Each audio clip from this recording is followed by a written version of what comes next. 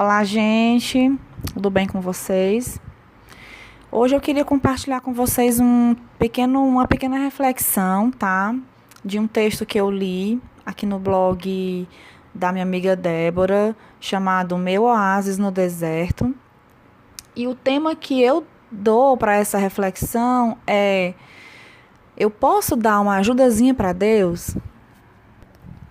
E essa reflexão, né, que ela fez está embasada na passagem de 1 Crônicas 13, de 1 a 14, tá? Eu vou ler aqui na versão da linguagem de hoje.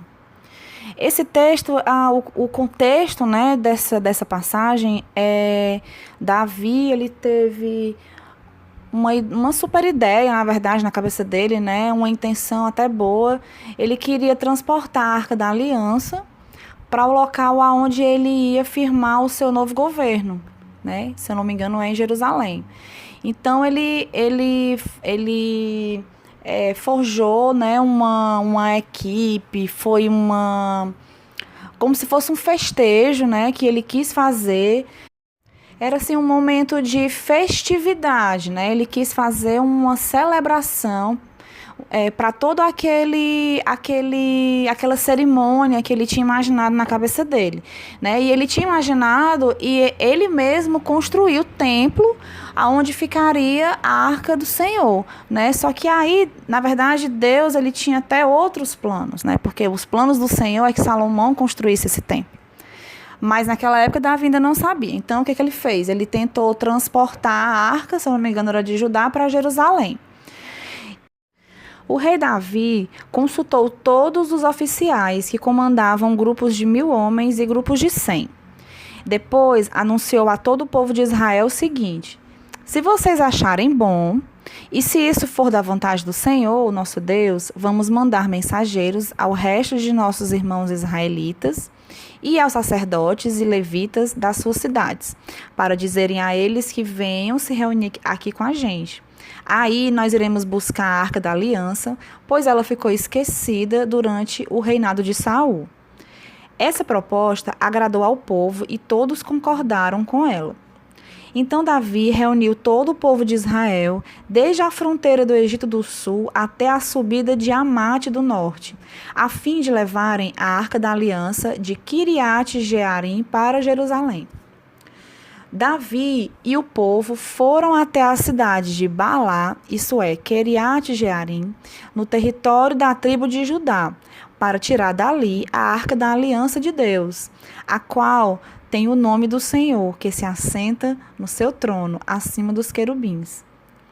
Bom, colocaram a arca num carro de bois novo e a levaram embora da casa de Abinadab. Uzá e Aió guiavam o carro. Então Davi e todo o povo começaram a dançar com todas as suas forças em louvor a Deus. Eles cantavam e tocavam instrumentos musicais, isso é, harpas, liras, tambores, pratos e trombetas. Quando eles chegaram ao campo de debulhar cereais, que pertencia a Quidom, os bois tropeçaram. Então Uzá estendeu a mão e segurou a arca da aliança. Na mesma hora, o Senhor ficou irado por Uzá ter tocado na arca e o matou. Ele morreu ali, na presença de Deus. Davi ficou furioso porque Deus, na sua ira, havia castigado Uzá. Assim, até hoje, aquele lugar é chamado Pérez Uzá. Davi então ficou com medo de Deus e disse: e agora, como poderei levar comigo a Arca da Aliança? Assim Davi não levou a arca consigo para a cidade de Davi. Em vez disso, ele a deixou na casa de um homem chamado Obed-Edom, que era da cidade de Gate. A arca ficou ali 3 meses, e Deus abençoou a família de Obed-Edom e tudo o que era dele.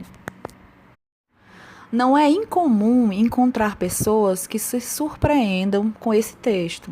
Afinal, Uzá foi vítima da ira do Senhor unicamente por querer ajudar no transporte que levaria a Arca da Aliança para junto do povo de Deus. O que teria motivado então a ira do Senhor? E aí a Débora, ela começa a descrever. Gente, esse texto dela é muito bacana. Depois, se vocês terminarem de vocês escutar, vão ler, porque ela explica bem contextualizado como que era essa prática na época. Porque assim, as pessoas que poderiam entrar no Santo dos Santos, que podiam mexer nos utensílios do templo, essas pessoas elas eram separadas, só elas podiam fazer isso, sabe? E aqui ela explica bem direitinho como que se dava essa prática na época, né? Mas, para eu não me alongar aqui no áudio, né? Na verdade, assim, usar não era para estar ali. Ele não era a pessoa responsável por tocar na Arca da Aliança, por cuidar daqueles utensílios, mas naquele momento, né, a arca desequilibrou, provavelmente, né, porque os bois estavam andando naquela época, os terrenos não tinham estrada, nada, né, talvez ele passou em um terreno que não era retilíneo, a arca deve ter desequilibrado na carroça e ele foi na boa intenção realmente tentar segurar para que ela não caísse, né? Mas naquele momento Deus se irou porque ele estava fazendo algo que não lhe competia.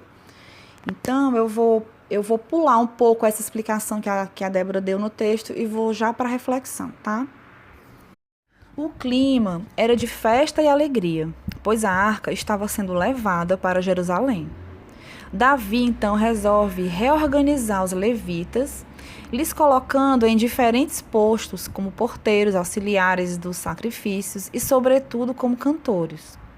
Foi Davi quem selecionou os melhores cantores e organizou a adoração por meio do louvor em Israel. Entre esses homens estava Uzá, pertencente ao clã dos Meraritas. Como os meraritas transportavam os objetos do tabernáculo em carros de bois, estavam acostumados a tocar nos objetos que eles transportavam. Portanto, dois erros estavam sendo cometidos. A arca não deveria estar sobre o carro e nem Uzá deveria estar ali. Perceberam o que provoca a ira de Deus não é a intenção de ajudar, mas sim a desobediência. O desobediente peca, pois em seu coração acredita que sua ideia é melhor do que os planos de Deus. Peca por acreditar que Deus não examinou tudo que deveria ser levado em conta e dessa forma se coloca como mais sábio que o Senhor. Infelizmente, não para por aqui. Muitas vezes nós realmente acreditamos que Deus precisa de uma mãozinha e nos colocamos como peças fundamentais para que a obra de Deus se realize. Ora, meus queridos, que pensamento tolo e soberbo estamos alimentando. Olhe para você, olhe para a sua situação e história. Você acha mesmo que pode fazer alguma coisa por alguém? Acha mesmo que pode ajudar a Deus? Ele diz: eu sou a videira, vós os ramos. Quem permanece em mim e eu nele, esse dá muito fruto, porque sem mim nada podeis fazer. Isso está em João 15, 5. E em Tiago 1,17 ele diz assim: toda boa dádiva e todo dom perfeito são lá do alto, descendo do Pai das luzes, em quem não pode existir variação ou sombra de mudança. Tudo de bom que fazemos, só realizamos porque Deus nos abastece com suas virtudes. Então, não inventamos as coisas.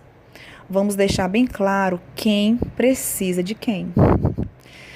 Somos responsáveis por grande parte daquilo que destruiu os nossos casamentos, mas não seremos responsáveis pela restauração dos mesmos. Não da maneira que muitos pensam. Quem cuida de nós, de nossos cônjuges e de nosso casamento é o nosso amado Deus, onipotente, onisciente e onipresente. Tudo o que precisamos mudar, abandonar e renunciar não é para termos o nosso casamento restaurado, é para termos uma vida que agrade ao Senhor. aquele que tomou os nossos pecados sobre ele e que morreu em nosso lugar para nos livrar da perdição infernal. Pare de criar planos mirabolantes, de mendigar ajuda às pessoas que são tão necessitadas da misericórdia divina quanto você. Pare de ficar postando indiretas nas redes sociais, colocando fotos que não refletem a sua realidade no status do WhatsApp. Pare de ser a pessoa errada no lugar errado, assim como foi usar. Veja como o tempo está passando rápido. E quanto tempo você perde fazendo coisas que contrariam aquilo que a palavra nos manda fazer. Coloque suas mãos sobre aquilo que lhe compete fazer. Por exemplo, dá uma olhada na sua casa. Veja se o seu lar não está precisando das suas mãos. Pode ser uma limpeza, pode ser uma pintura. Ou talvez seja seu trabalho, que esteja carente de uma mãozinha mais delicada e profissional. E como anda o seu relacionamento com os seus filhos, com os seus pais e com os seus familiares? Será que não devemos dedicar o nosso tempo a eles também? Não deixe o seu coração te enganar, pois ele mostra aonde realmente está o seu tesouro, como diz em Mateus 6:21. Dessa maneira, vamos usar o tempo de deserto para a honra e glória de nosso Deus. E se tua mão direita te faz tropeçar, corte-a e lance-a de ti, pois te convém que se perca um dos teus membros e não vá todo o teu corpo para o inferno. Mateus 5:30. Então é isso, gente.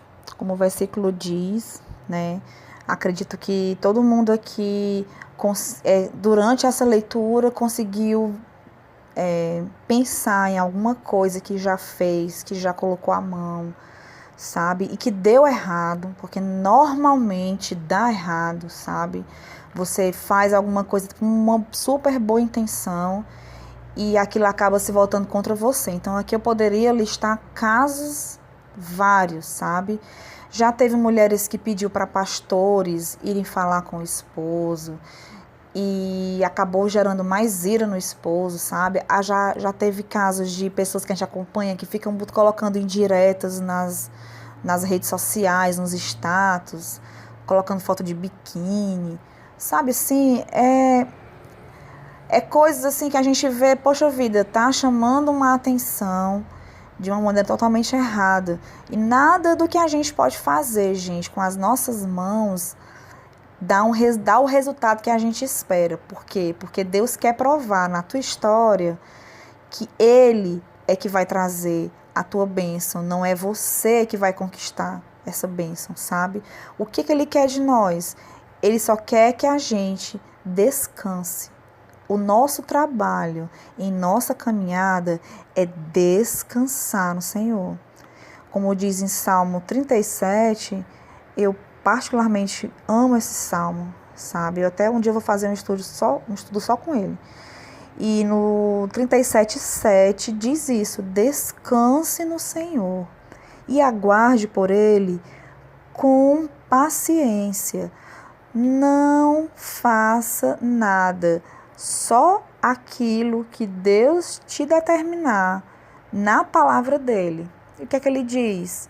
Descansa no meu poder, confia em mim, deleita-te em mim, abre a palavra, escuta o que eu tenho para te dizer de forma pessoal.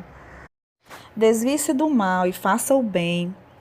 Isso está incluso, isso que a gente acabou de falar, sabe? Se resguarde em toda a sua vida, sabe? Fuja da aparência do mal, porque isso não vai te ajudar. Entenda, postar foto de biquíni vai te prejudicar, porque seu esposo vai olhar para você e vai dizer assim: tá vendo, eu fiz bem em deixá-la, ela tá ali se mostrando. Ele não vai entender que você está colocando aquela foto para ele. Ele vai entender que está colocando aquela foto para outra pessoa.